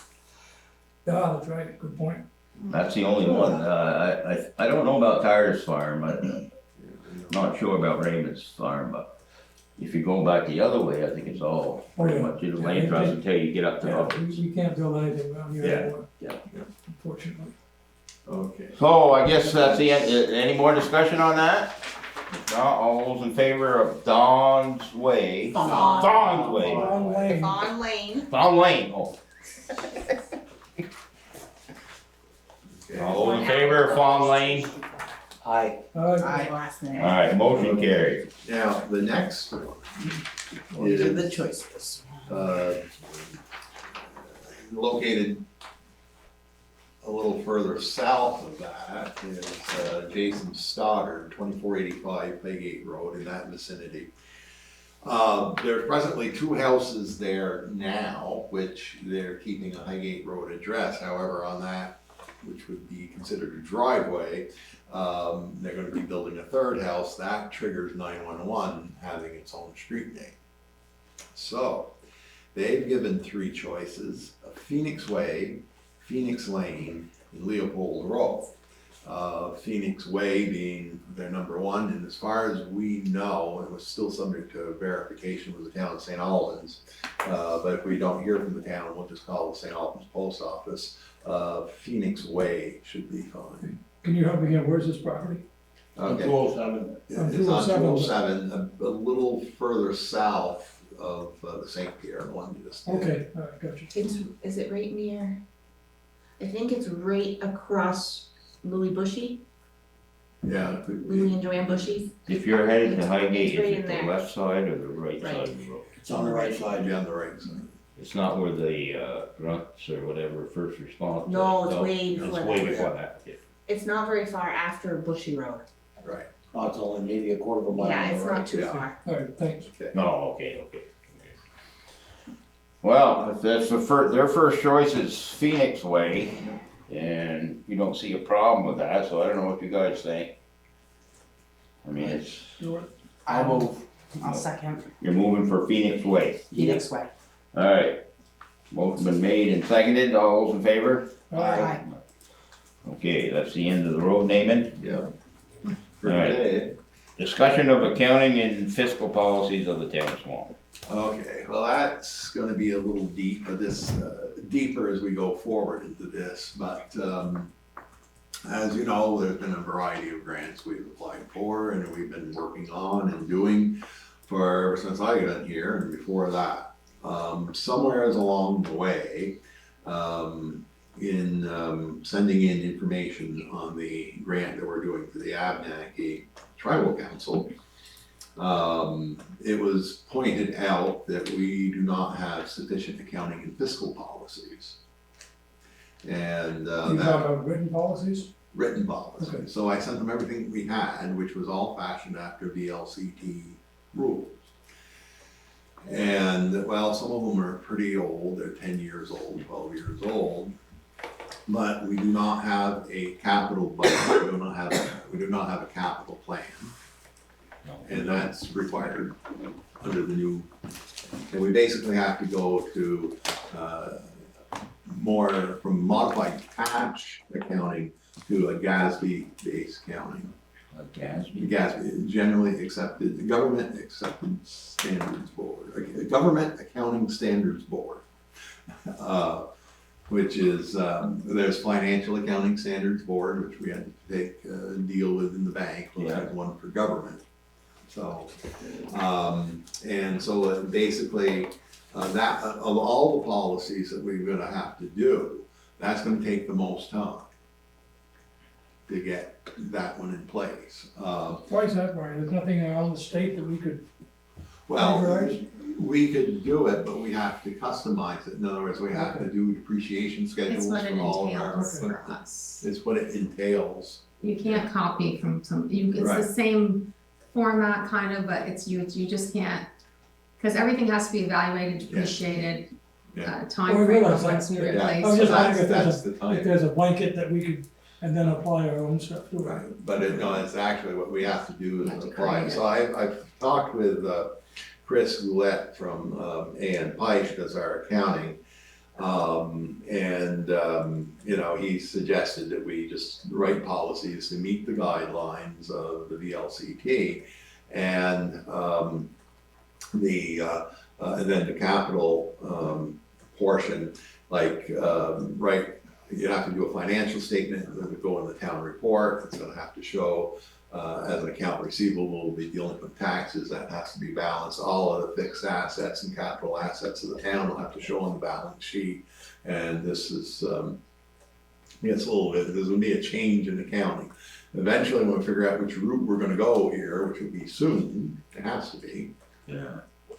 This board is gonna have to approve that change in the accounting practice. So you got two different ways you can do it, or just one way? Well, just basically one way, Okay. okay? Now, it's, I know years ago, when Dick Thompson was here, he attempted to do the capital plan, and basically it got snowed under. Yeah. But they were counting every single asset. And Chris kind of relayed, it was just the big ticket. That's usually Major. The big ticket. Real estate. Yeah, real Well, estate. your real Equipment. estate, your equipment, your big equipment. Yeah, And so that, but that's not just would be for the town, that would be for the recreation. Correct. It's everything that the library, everything that the town owns. So we have to come up with, you know, get the depreciation schedules and work on that.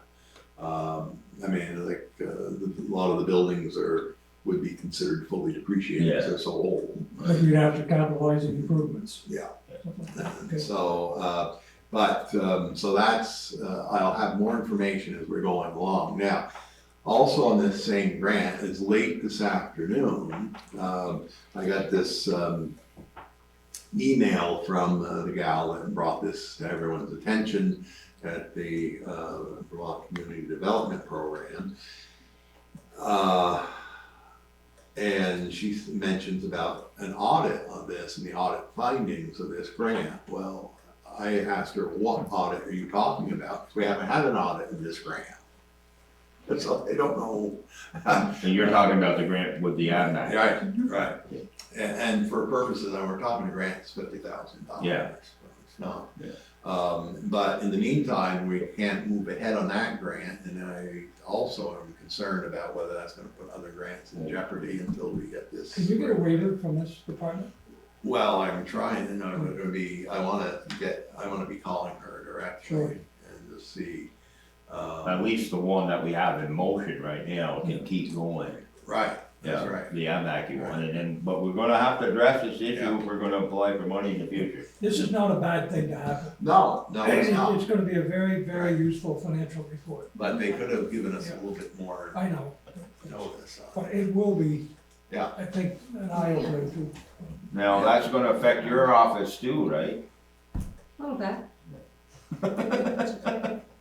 So I will get, when we get the stuff as to what the best way to approach this, which is just sit down and do it, but Yeah. that's gonna take time that we, go heading into a variety of projects we got going. Yeah. So, you know, when do we say, well, okay, we're gonna go with this type of accounting, have the board pass that.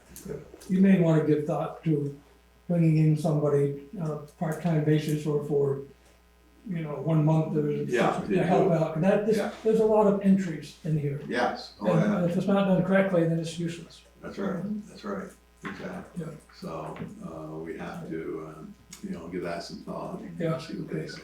Are you thinking of looking for some help? Well, I was, actually, I called Chris for the purpose to see if they would do it, or, you know, Yeah. what their price would be Yeah. to do it. But he said, well, you know, if you run into problems, let me know, so, you know, he didn't say that they wouldn't do it, but they just thought that maybe we Yeah. could just, do it, take that out of ourselves, but, I think we probably need somebody to give us assistance, like for a month or two. Oh, yeah, the data entry is gonna take a lot of time. Yeah. A lot of time there, so. Man, right here. Yeah. Uh, Good, I couldn't prove the teller. So that's, you know, I'll have more information as we go forward, and I'll be advising you by email. So you haven't started doing anything at this point in time, you're just deciding how we're gonna go forward or what we're looking at. Right, because I heard all of this for the first time Friday afternoon. Yeah. So. So you're gonna look into it, so by our next Yeah. meeting, you're gonna have a lot more information Yeah. and maybe a direction that you're gonna recommend? Yeah. Okay, It's good. Okay, so and that's, I assume you're working closely with Kathy. oh yeah, I know how we vet each other. But, you know, we'll get through it. I mean, it is a good step in the right direction. It Yeah. probably should have been done years ago. Yeah. You know, it's, just kind of came on as a big surprise. Yeah. And do it yesterday. Yeah, the timing's not that good because, you know, if you're looking at this community rec center and Rec center. and going for another grant, maybe, Grants, yeah, and, so it's, gonna be Yeah. fun. So Yeah. that's, we'll keep you posted. alright. Anybody got any other comments on that? All set? And we can go on to community and economic development, I don't know if we got much in that area tonight. Not much in there, this time we've been, sidetracked a lot with the community center. Yeah. And, you know, which is part of the community development. Yeah, it is. There's a new, there's a business for sale in Swanton. If Yes. anybody hasn't seen or heard of that yet, Flowers by Jenny. It's under contract. Yeah. Okay. That does bring up something though, as far as the website's concerned. Is it possible to put a tab on there, or opportunities in Swan? Yeah, there is one. There is one in there. Yeah. Are you listing this stuff, and you have anything listed on there, or you? No, just that what may be available and different things, so we're gonna kind of build it up a little bit more, but I would be hesitant to put something like that, business for sale or something like that on there. Well, yeah, I'm just wondering, if people outside of Swan are looking at our website and they're interested in doing something up in this area, they could be looking for some kind of business. Yeah, I'd like them to find something that might catch their interest, you know, as far as our website's concerned. You know, what kind of, and I don't know how you would do that. and That's a keep- real gray area. Yes, it is, a It very really is. I rare. think it'd be nice to help folks, but that's what realtors do, Yeah, and that's how they earn their pay. And I don't do much, online stuff, looking at what's going on for houses for sale, but you just plug in houses for sale. Oh, I'm not talking No, I about realize that. that, Right. but Yeah, we'd have every one of those on there, yeah. I'm sure. Yeah. And, um, I think it's a good idea, but we wanted to tread carefully. if we own land, the town or the village own land for development, we can That's a whole certainly different story. advertise that, you know, we've got lots available in, you know, that. That would go there. Yeah, that would go there, but we would be careful doing it when it's somebody else handling it, so. You know, let's see if we do it, but maybe we ought to just look at some way of putting on that site, you know, what kind of things that we could do to help someone. So I mean, What kind of programs are available? there is a fair share listed, but I know when I first moved to the community and I had my own business, it you know, having an outline of you're bringing your business to Swanton, here are things that you should do, kind of like a checklist would be very helpful, and I know that's something that the Economic Development Task Force with the Swanton Enhancement Project has talked about a little bit, so that group also might have some input on what that could look like, cause being a new business owner or starting a business in Swanton, does have its challenges, so if that's what you're looking for, enhancing the economic development piece of our website, something like that could be made available, and it could be just as simple as a PDF that's printable, so people know that if you're looking to do X, Y, and Z, you need to contact state or local Yeah. or zoning or utilities, go to the village, or, you know, it's just, so. Yeah, something. Okay. Andy? I just wanted to add that, I heard that the flower shop the building is for sale. Correct. And that also there's a new one coming in, and it's Annette Roach, who worked for Flowers by Debbie for years, is She's going not to going open a shop. And that's opening her shop at her home. Right. She's opening it at her Right. home. Yeah. Yes. She used to work for Debbie. Yeah. She's on 78. So, while I have the floor, and I'm gonna go home pretty soon, aren't you glad? Is this under public opinion? No, Sandy, I'm not glad, okay? I'm glad you're here, you're the only people here tonight. So you're I jumping to can public wait comment? until public comment. Okay, I wanna make sure. Well, I guess just give us a second, I mean, Yeah. anything else you wanna bring up on the community economic development? No. Okay, alright, now we'll move on to the public comment. So I just wanna say that I hope that all of you on this board leave here as energized and as excited as I am about what's going on in Swanton. I mean, we've had some good news, bad news here, but to quote the Historical Society, Swanton's on the move. And it's just inspiring to sit here and listen to all that's going on. So I hope you all take that in and give yourselves a pat on the back. Well, we bit off a big chunk, and, you know, hopefully we can pull it off. This ain't gonna be easy, It's but, being pulled off. I mean, look at look at how we've grown in the last 2-3 years. And we're still growing. Wow. well, thank you for that, Shane. Well, you're welcome. Well appreciated. Thank you. Don't hear it often, wow, very often, and probably shouldn't hear it too often, it'd go to our head. I'm not worried about that. All right, thank you. Okay, now, was there any other necessary business, Brian? No, Okay, correspondence. none. And, all right, I'm gonna go into upcoming events. Planning Commission will be Wednesday, September 20th at 6:30 PM here at the town offices. There will be, now this is very important, I'm glad you didn't skip real quick. Okay, We have a planned public hearing for the rec community center. I've got it on the Okay. 26th. And make sure you tell people about it, try to get them to go. Yeah. It is the As 26th. hard as you can, okay? I'll make some phone calls. All right, Okay, a that's real, how we got the Swanton School apartments. yeah, all right, yeah, Little do phone that, calls. do that. And that, there will be a special select board meeting Tuesday, September 26th. And this is gonna be at 6:30 instead of 6, just to allow working people a little more time, to get there, and I hope it, you know, maybe we should've went 7, but we compromised.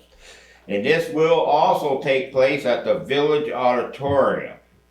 It will not be here at this town clerk's office because we want more space. And we hope people take advantage of this opportunity to find out, I mean, this is just a preliminary presentation. We'll have the numbers from the feasibility study or impact study, whatever you wanna call it. Those numbers are gonna be pretty much finalized. If they're not, they're gonna be close enough to be used. And the rec commission is gonna do a presentation on what they're proposing, and what they're gonna be using the facility for. So this will be one of the first ones that's gonna take place, first of many. But we hope people get out because we need to get some kind of gauge of how the public feels about this before we get too far down the road, because it's gonna take community approval at some point in time for this to happen. And we're gonna start building the, you know, putting the information out there. And also, not only putting the information out of there, it's taking their input back, because they may have some ideas that we haven't thought of, Mhm. okay? Because it's a big thing for Swan, and we wanna do it right. And it may, you know, it may not be what we originally thought in the end, but as long as it's better for Swanton, that's what the goal is. So people come out, please.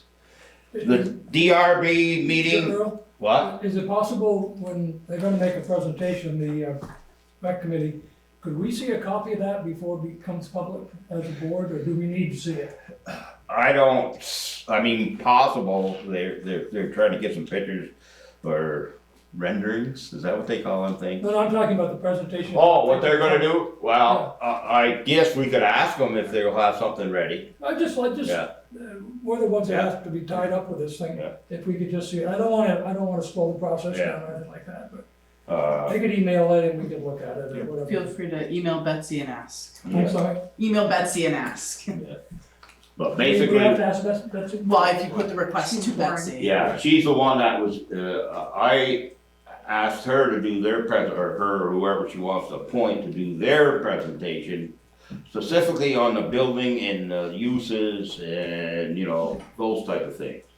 The impact study, or the feasibility study, is gonna be done by Brian. Okay, We're trying to get Mr.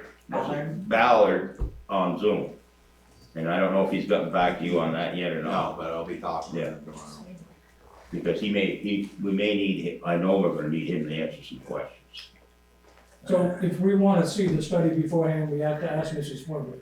Not our study, No, No, this presentation. the Correct. presentation, yeah. their presentation. Okay, why don't I just ask that she send a copy of it to the board? We can email it if you wanna read it beforehand, fine. Shouldn't take long, just a click, I guess. And I don't know if she plans on doing that in a PowerPoint. Has she said anything to you? No. That's why I'm referring you to ask her.